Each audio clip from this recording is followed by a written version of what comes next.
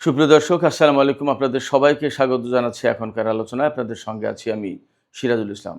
দর্শক, পাকিস্তানের মানচিত্র কি বদলে যেতে শুরু করেছে? কেন হঠাৎ করে বেলুচিস্তানের স্বাধীনতা নিয়ে এত আলোচনা হচ্ছে? আসলেই কি বেলুচিস্তান প্রদেশ স্বাধীনতা ঘোষণা করেছে? স্বাধীনতা ঘোষণা করার যদি কোনো কারণ থাকে তাহলে সেটা কি? তবে আন্তর্জাতিক কোনো গণমাধ্যমে এই বিষয়ে কোনো খবর নেই, পাকিস্তান সরকারের পক্ষ থেকে কোনো বক্তব্য নেই, কিন্তু অনেক বক্তব্য আসছে ভারতের গণমাধ্যমে। এরই বা কারণ কি? তাহলে ভারতের গণমাধ্যম তথা ভারত সরকার কি চায় পাকিস্তানের বেলুচিস্তান প্রদেশ আলাদা হয়ে যাক?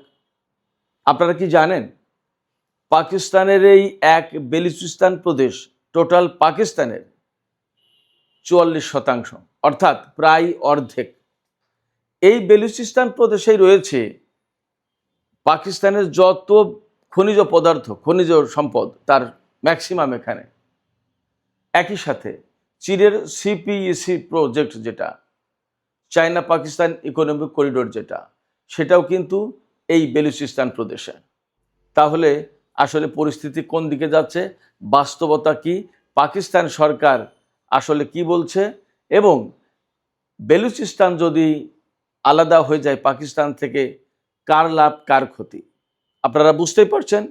চীন পাকিস্তান ইকোনমিক করিডোর, যেটা এটি এত গুরুত্বপূর্ণ বিষয়, যদি বেলুচিস্তান পাকিস্তান থেকে আলাদা হয়ে যায় তাহলে পুরো দক্ষিণ এশিয়ার ভূ রাজনীতির অনেক কিছু ওলটপালট হয়ে যেতে পারে। এইরকম একটা গুরুত্বপূর্ণ বিষয় এত সহজেই কি ঘটে যাবে? সুপ্রিয় দর্শক, আজকে টক উইথ সিরাজ ইনসাইটে দক্ষিণ পূর্ব এশিয়ার এই গুরুত্বপূর্ণ ভূ রাজনৈতিক কৌশলগত বিষয়টি নিয়ে আলোচনা করব। আশা করি আপনারা শেষ পর্যন্ত সঙ্গে থাকবেন, আর ভিডিও ভালো লাগলে লাইক কমেন্ট শেয়ার করবেন এবং চ্যানেলটি সাবস্ক্রাইব করে সাথেই থাকবেন। দর্শক, আমরা বেলুচিস্তান নিয়ে যদি কথা বলতে চাই তাহলে এর ভূপ্রকৃতি, আয়তন, জনসংখ্যা, পাকিস্তানের জিডিপিতে বেলুচিস্তানের অবদান, কি কি খনিজ পদার্থ আছে, সেখানকার লোকজন আসলে পাকিস্তান থেকে স্বাধীন হতে চায় নাকি স্বায়ত্তশাসন চায়, বা কেন পাকিস্তান থেকে আলাদা হওয়ার প্রশ্ন, এ সমস্ত অনেক বিষয় আজকের আলোচনায় থাকবে। আপনারা সঙ্গেই থাকুন, আমি একে একে বলার চেষ্টা করছি। গত কয়েকদিন ধরে বিভিন্ন সামাজিক মাধ্যমে বিশেষ করে ব্যাপকভাবে ভাইরাল হয়েছে, খুব ঘুরে বেড়াচ্ছে এই খবরটি যে বেলুচিস্তান পাকিস্তান থেকে স্বাধীনতা ঘোষণা করেছে, কিন্তু আন্তর্জাতিক কোনো গণমাধ্যম, বিশেষ করে Al Jazeera, Reuters, CNN, AP, তারপরে বিবিসি, কোনো জায়গায় এই খবর নেই।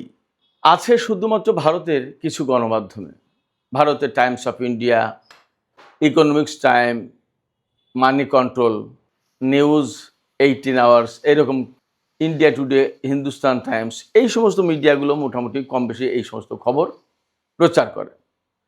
এখন প্রশ্ন হচ্ছে যে ভারত কেন এই বিষয়টিকে এত গুরুত্ব দেয়? এই কথাটা শেষ করে আমরা বেলুচিস্তানের মূল পয়েন্টে চলে যাচ্ছি। ভারতের এখানে কৌশলগত যে বিষয়গুলো রয়েছে, তার স্বার্থ বা তার লাভ বা তার সুবিধা বেলুচিস্তানকে কেন্দ্র করে। প্রথমে মনে রাখতে হবে, পাকিস্তান এবং ভারত একেবারে জন্মলগ্ন থেকেই শত্রু দেশ। ভারত পাকিস্তানকে কখনো বন্ধু ভাবেনি, অ্যাট দ্য সেম টাইম পাকিস্তানও ভারতকে কখনো বন্ধু ভাবতে পারে না। একেবারে চিরশত্রু, জন্ম থেকেই চিরশত্রু দেশ বলা যায়। যদিও দুই দেশের ভেতরে কূটনৈতিক সম্পর্ক থাকে, কখনো ভেঙে যায়, যদিও দুই দেশ প্রতিবেশী দেশ, নদী নালা অনেক কিছু তাদের যৌথ স্বার্থ আছে, কিন্তু বাস্তবতা হচ্ছে দুই দেশ একেবারেই চরম শত্রু, এর তো আমরা সবাই জানি। এই শত্রুতার জায়গা থেকেই আমি মনে করি ভারত চাই বেলুচিস্তান পাকিস্তান থেকে ভাগ হয়ে যাক, আলাদা হয়ে যাক। তাহলে কি হবে? বেলুচিস্তানে অস্থিরতা বাড়লে বা বেলুচিস্তান পাকিস্তান থেকে আলাদা হয়ে গেলে ভারতের কৌশলগত লাভ, লাভটা কি?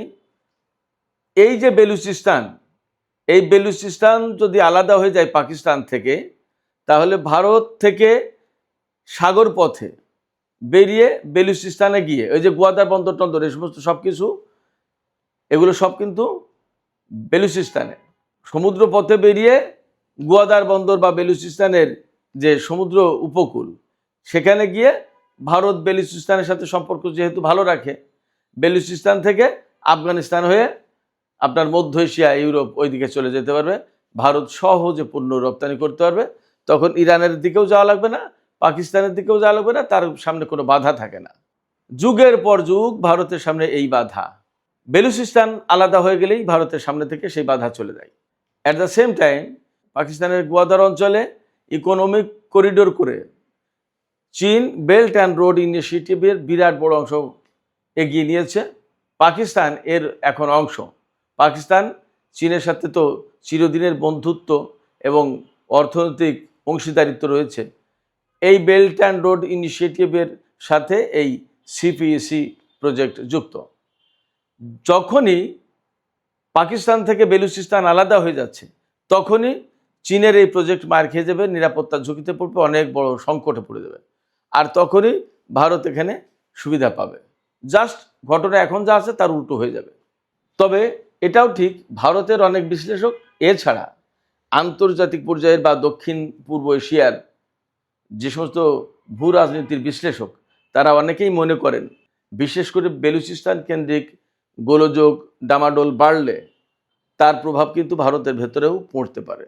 কারণ ভারত যখন বেলুচিস্তান নিয়ে কোনো কিছু করার চেষ্টা করবে, পাকিস্তান এবং চীন কিন্তু ভারতের ভেতরে অনেক কিছু ঘটনা ঘটানোর চেষ্টা করবে, এটা স্বাভাবিক।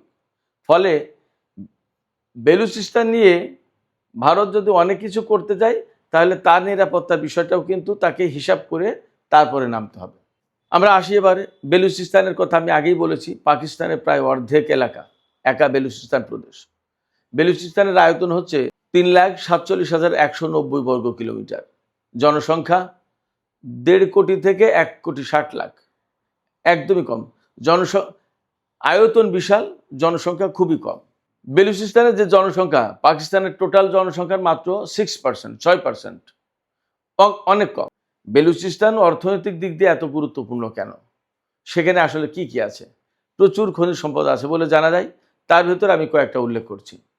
এখানে রয়েছে তামা, সোনা, রেকোদিক, কয়লার খনি, কপার গোল্ড প্রজেক্ট আছে, প্রচুর পরিমাণে প্রাকৃতিক গ্যাস, এছাড়া ক্রোমাইট, লৌহ আকরিক এবং লিথিয়াম সহ অন্যান্য গুরুত্বপূর্ণ খনিজের বিরাট বিশাল ভাণ্ডার। পাকিস্তান এগুলো এখনো সব তুলতে পারেনি, অনেক কিছু রয়েছে। তুলতে পারলে পাকিস্তানের অর্থনীতিতে কিন্তু বিরাট পরিবর্তন আসতে পারে। পাকিস্তানের অর্থনীতিতে এই যে বিরাট বিশাল ভূখণ্ড বেলুচিস্তান, তার অবদান কত? আসলে পাকিস্তানের টোটাল যে জিডিপি, যে অর্থনৈতিক বিষয়, তাতে বেলুচিস্তানের অবদান কিন্তু খুব কম। পাকিস্তানের জিডিপিতে বেলুচিস্তানের অবদান বড়জোর 3 থেকে 5%, 3 থেকে 5%। তো এই যে অবদান, তার মানে কি? সেখানে আসলে তো আয় উন্নতি কম। তো এই আয় উন্নতি যদি কম হয়, তাদের টোটাল জিডিপির পরিমাণ যদি এই হয়, তাহলে এই প্রদেশটা যখন, যদি আমি বলছি যদি স্বাধীন হয়, তারা দেশ চালাবে কি দিয়ে? এতই সহজ। এখন পাকিস্তান সরকারের সাথে বেলুচিস্তানের লোকজনের বা বেলুচিস্তানের যে সমস্ত মুভমেন্ট আছে, আন্দোলন আছে, সংগঠন আছে, তাদের বিরোধটা কোথায়? তাদের মূল অভিযোগ হচ্ছে পাকিস্তান সরকার বেলুচিস্তানের জনগণের প্রতি খুব বেশি খেয়াল রাখে না, কেয়ার করে না। তারপর অর্থনৈতিক সুবিধা থেকে অনেকটা বঞ্চিত থাকে। খনিজ সম্পদ সেখানে, কিন্তু তারা সেই খনিজ সম্পদের সুবিধা পায় না। এরপরে পাকিস্তানের নিরাপত্তা বাহিনীর বিরুদ্ধে অভিযোগ রয়েছে যে তারা তাদেরকে গুম করে, হত্যা করে, নির্যাতন করে, নানান মুখে অভিযোগ আছে। কিন্তু এর বিপরীতেও কিন্তু কথা আছে। পাকিস্তানের নিরাপত্তা বাহিনী বেলুচিস্তানের লোকজনকে কেন মামলা দেয় বা নির্যাতন করে? বাস্তবতা হচ্ছে যে একদম পাকিস্তানের পক্ষ থেকে এই অভিযোগ খুব স্ট্রং অভিযোগ যে ভারতের ইন্ধনে তারা স্বাধীনতার কর্মকাণ্ড তৎপরতা চালায়। এমনকি পাকিস্তানের বিরুদ্ধে পাকিস্তানের সামরিক বাহিনী, পুলিশ বাহিনী এদের বিরুদ্ধে হত্যাকাণ্ড চালায়। তো আলটিমেটলি তখন নিরাপত্তার কারণে এবং পাকিস্তানি সামরিক বাহিনী, পুলিশ বাহিনী এদের অস্তিত্ব বজায় রাখার জন্য, ঠেকিয়ে রাখার জন্য আলটিমেটলি বেলুচিস্তানের যে সমস্ত বিচ্ছিন্নতাবাদী, তাদের বিরুদ্ধে ব্যবস্থা নেওয়া লাগে। এখন বেলুচিস্তানের লোকজন বেশিরভাগই কি স্বাধীনতা চায়? না, ব্যাপারটা তা না। কেউ কেউ স্বাধীনতা চায়, কেউ কেউ স্বায়ত্তশাসন চায়, কেউ কেউ অধিক স্বায়ত্তশাসন চায়, আবার কেউ কেউ চায় যে না আমরা পাকিস্তানের সাথেই থাকি, সমস্ত সব কিছু ঠিক থাকুক, নিরাপত্তাটা পাকিস্তান সরকার ঠিক করুক এবং আর্থিক যে সমস্ত সংকট টানাপোড়েন ওই প্রদেশের মানুষের ভেতরে আছে, অভাব অনটন আছে, এগুলো মিটমাট করার একটা ব্যবস্থা করুক। বেলুচিস্তানের পূর্ণ স্বাধীনতা চায় দুটি সংগঠন, একটা হচ্ছে বিএলএ আর একটা হচ্ছে বিএলএফ। এ দুটোই কিন্তু সশস্ত্র সংগঠন। আপনারা বুঝতেই পারেন সশস্ত্র সংগঠন মানেই হচ্ছে পাকিস্তানের সরকারের বিরুদ্ধে, রাষ্ট্রের বিরুদ্ধে তাদের তৎপরতা আছে। তো সুপ্রিয় দর্শক, এই জায়গা থেকে প্রশ্ন এসে যাচ্ছে বা আমরা শেষ আলোচনায় যেখানে যেতে পারি সেটা হচ্ছে এই যে বেলুচিস্তানে যেহেতু সশস্ত্র আন্দোলন আছে, অনেকে স্বাধীনতা চায়, অনেকে স্বায়ত্তশাসন চায়, এই অবস্থায় বেলুচিস্তান কি আসলে স্বাধীনতা ঘোষণা করতে পারবে কিনা এবং পাকিস্তান সেটা মেনে নেবে কিনা এবং আন্তর্জাতিক অঙ্গনে বেলুচিস্তানের স্বাধীনতার পক্ষের খেলোয়াড় কারা আর বিপক্ষের খেলোয়াড় কারা, এই কয়টা বিষয় নিয়ে আলোচনা করে আমি শেষ করব।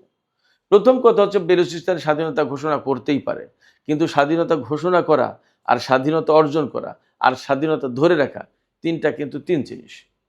স্বাধীনতা ঘোষণা করে দিল, কিন্তু সেটার জন্য যে সমস্ত উপায় উপকরণ দরকার, যে সমস্ত আন্দোলন সংগ্রাম এবং আন্তর্জাতিক স্বীকৃতি, পাকিস্তান থেকে আসলেই বিচ্ছিন্ন হওয়া, এগুলো খুব সহজ কাজ না, অনেক অনেক কঠিন কাজ।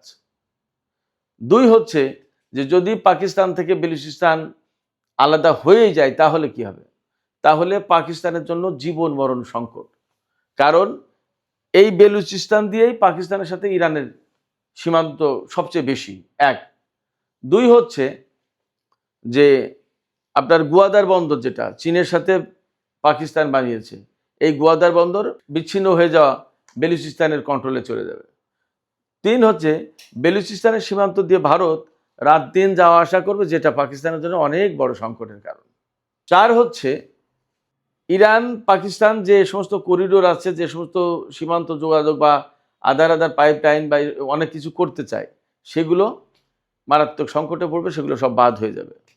পাঁচ হচ্ছে যে বেলুচিস্তান যদি আলাদা হয়েই যায় তাহলে পাকিস্তানের টোটাল খনিজ সম্পদের সব কিছু সেখানেই শেষ, পাকিস্তানের সামনে সম্ভাবনা বলতে আর কিছু থাকবে না। ছয় হচ্ছে ভারত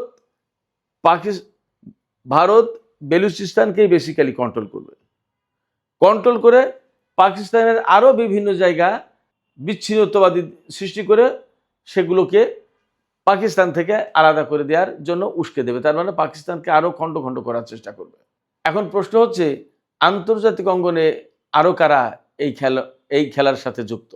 বিভিন্ন বিশ্লেষণ থেকে উঠে আসে এবং আমিও ব্যক্তিগতভাবে মনে করি ভারত যেহেতু এখানে আছে বেলুচিস্তানের স্বাধীনতার পক্ষে, তার সাথে আলটিমেটলি ইসরায়েল আছে, কারণ পাকিস্তানের স্বাধীনতা অস্তিত্ব ভারতের কাছে যেমন অস্বস্তিকর, তেমনি ইসরায়েলের কাছেও অস্বস্তিকর। এর সাথে যুক্ত আছে কিন্তু সংযুক্ত আরব আমিরাত। ভারত আর ইসরায়েলের সাথে সম্পর্কের কথা বলছি, আমি বলছি না যে সংযুক্ত আরব আমিরাত পাকিস্তান ভেঙে দেওয়ার প্রচেষ্টার সাথে যুক্ত, বাট ভারতের সাথে এবং ইসরায়েলের সাথে গভীর সম্পর্ক রাখে সংযুক্ত আরব আমিরাত, এবং ইদানিং সংযুক্ত আরব আমিরাতের সাথে কিন্তু পাকিস্তানের সম্পর্ক খুব ভালো যাচ্ছে না। On the other hand Israel এবং ভারতের সাথে সংযুক্ত আরব আমিরাতের সম্পর্ক ব্যাপক ডেভেলপ করেছে, বিশেষ করে এই ইরান যুদ্ধের সময় থেকে সেটা আরও অনেক বেশি ঘনিষ্ঠ হচ্ছে। সেক্ষেত্রে সংযুক্ত আরব আমিরাতেরও এখানে সুবিধা থাকতে পারে, কারণ বেলুচিস্তান ভেঙে ফেললে, আলাদা করে ফেললে এখানে নানা ধরনের উন্নয়নমূলক প্রজেক্ট নেবে হাতে, তখন ফাইন্যান্স করবে সংযুক্ত আরব আমিরাত, প্রযুক্তি দেবে ইসরায়েল, লোকজন দেবে ভারত, এরা মিলেমিশে এই বেলুচিস্তানকে মানে একরকমের হরুরুট করার চেষ্টা করবে, একদম সহজ ভাষায় বললে। ফলে এই যে আন্তর্জাতিক চক্র, এই চক্রটা আপনারা মাথায় রাখেন। এর সাথে ইসরায়েল, ভারত, সংযুক্ত আরব আমিরাত যদি থাকে তাহলে আমেরিকার এর পেছনে ইন্ধন দেওয়া অস্বাভাবিক কিছু নয়। এর বিপরীতে কারা? এর বিপরীতে যা হচ্ছে, তুরস্ক পাকিস্তানের পক্ষে থাকবে, সৌদি আরব থাকবে, ইরান থাকবে, আর চীন তো থাকবেই তার অস্তিত্বের প্রশ্নে। ফলে এই যে বেলুচিস্তানকে নিয়ে যে খেলা, এই খেলাটা কিন্তু খুব সাধারণ কোনো ব্যাপার না। মনে হয় বেলুচিস্তান একটা গরিব প্রদেশ, পাকিস্তানের প্রদেশ, বহু দূরের, কিন্তু ঘটনা তা না। এই ঘটনাটা পুরো এশিয়ার, বিশেষ করে দক্ষিণ এবং দক্ষিণ পূর্ব এশিয়ার ভূ রাজনীতির কেন্দ্রে কেন্দ্রে অবস্থান করছে। এটা অত্যন্ত গুরুত্বপূর্ণ। সেই জায়গা থেকে কথা বললে অতিরিক্ত বলা হবে না যে দক্ষিণ এবং দক্ষিণ পূর্ব এশিয়ার ভূ রাজনীতির একটা কেন্দ্রবিন্দু হচ্ছে বেলুচিস্তান। এই বেলুচিস্তানকে কেন্দ্র করে অনেক কিছু ঘটতে পারে, অনেক কিছু ঘটছে। সুপ্রিয় দর্শক, আমি আশা করি, মনে হয় বেলুচিস্তান কেন্দ্রিক যে রাজনীতি, পাকিস্তান, ভারত, চীন, এর সাথে ইসরায়েল এবং সংযুক্ত আরব আমিরাত কীভাবে জড়িত হতে পারে, এই ভূ রাজনীতির গুরুত্বটা কি, ইরানের স্বার্থ কোথায়, সৌদি আরব, তুরস্ক, অনেক কিছু আমি আপনাদের কাছে টেনে আনলাম। এক আলোচনায় সব কিছু বলা যায় না, তবে মোটামুটি একটা ধারণা মনে হয় দিতে পেরেছি। আশা করি আলোচনা ভালো লাগবে। আর আলোচনা যদি ভালো লাগে তাহলে আমি আবারও বলি, লাইক, কমেন্ট, শেয়ার করবেন এবং টক উইথ সিরাজ ইনসাইট এই চ্যানেলটিকে সাবস্ক্রাইব করে আপনারা সাথেই থাকুন, পাশেই থাকুন এবং চ্যানেলটির চলার পথ স্মুথ করুন। আপনাদের সবাইকে অনেক অনেক ধন্যবাদ। আল্লাহ হাফেজ।